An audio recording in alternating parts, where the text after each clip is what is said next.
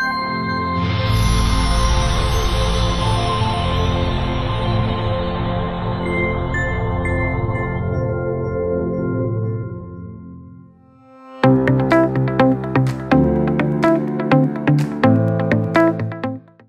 you have a great knack for product and merchandising, proven over the past few companies you've been with. That said, I've been particularly impressed with your kind of knack for getting the best from your people, all right? Even when you've stepped into tough situations.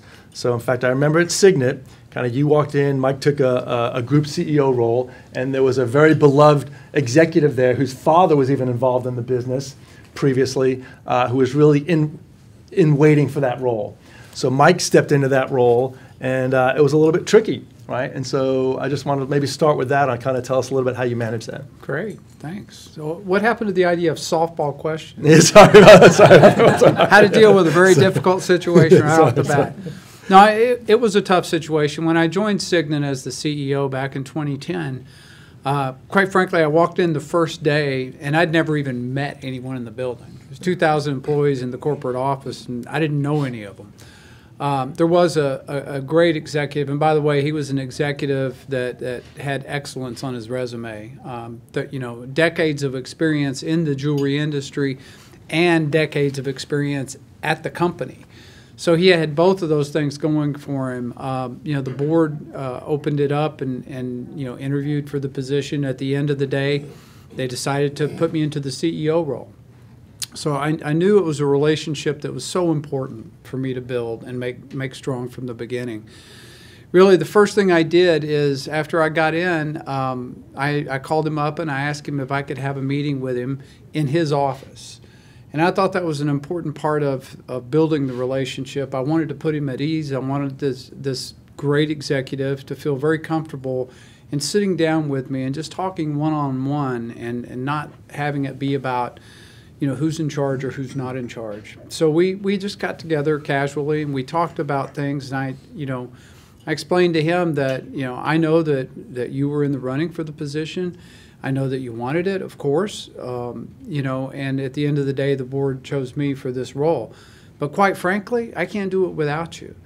And we talked about the fact that together we could do so much more and bring so much more value to all stakeholders than either one of us could do on our own. And so, he got that concept and he understood it. And rather that we were about the same age and he was concerned about, I'm never going to get that role because you're not going to be retiring anytime soon. But the bottom line was that, it was about partnership. The most important thing about the conversation that we had together, though, was that I meant what I said. And I spent the next 4 years, which was my tenure at Signet, working with him as a true partner.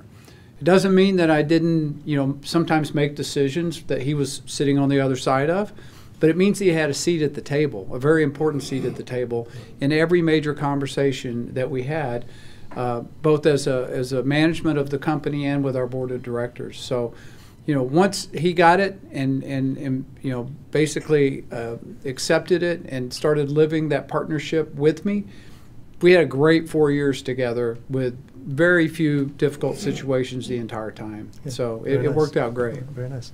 So you can see just in terms of the mindset that Mike brought to the table, a mindset of partnership, a mindset of transparency and genuineness, right?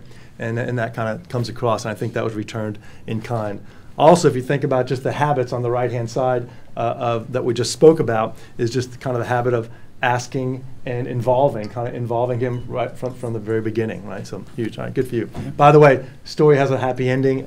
This gentleman ended up stepping into the role when you left. He right? did get the role of CEO. All right, cool. Yes. Right, very nice. Good deal. Good deal.